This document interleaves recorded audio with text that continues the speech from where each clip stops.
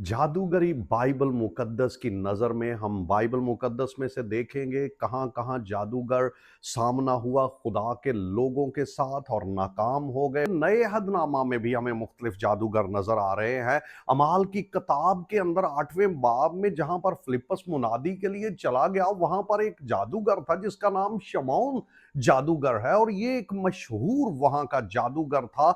और ये अपनी मुख्तलिफ करामात दिखाता था जिससे लोगों को वो हैरान कर रहा था। लेकिन याद रखिए, जब उसने देखा कि खुदावन किस तरह मिरेकल्स कर रहा है फिलिप्पस के साथ, तो उसने भी खुदावन को कबूल किया। और जहां पर और लोग तौबा कर रहे थे, उसने भी कहा कि मैं अपनी जादूगरी से भी तौबा करता हूं।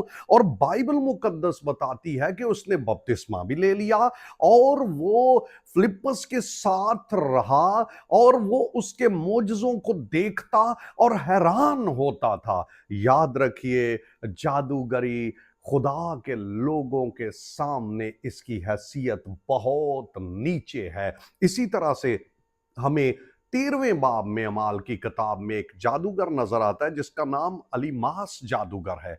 और अलीमास जादूगर, और इसको बर यस्सु भी लिखा हुआ है। ये 13वां बाब है अमाल की किताब का। और वो उसका काम ये था कि जब पालूस वहां पर कलाम कर रहा था तो वो मुखालफत कर रहा था। जादूगरी मुखालफत की स्पिरिट को भी उभारती है, और ये जादूगर ये मुखालफत करने लगा और खुदा के कलाम को उससे रोकने लगा उनको। और पालूस ने उसकी तरफ देखकर उस पर कर्स की और उसने कहा कि तू कुछ मुद्दत तक अंधा हो जाएगा। और वो अंधा हो गया।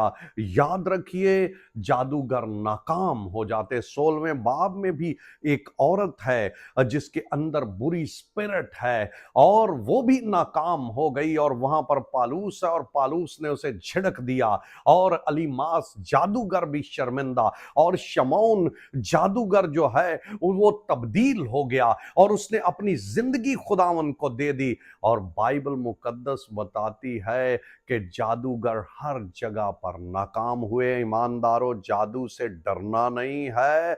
हमारा यस्सु सबसे ऊपर है, और जादूगरी ईमानदारों की नजर में बहुत ही नीचे है।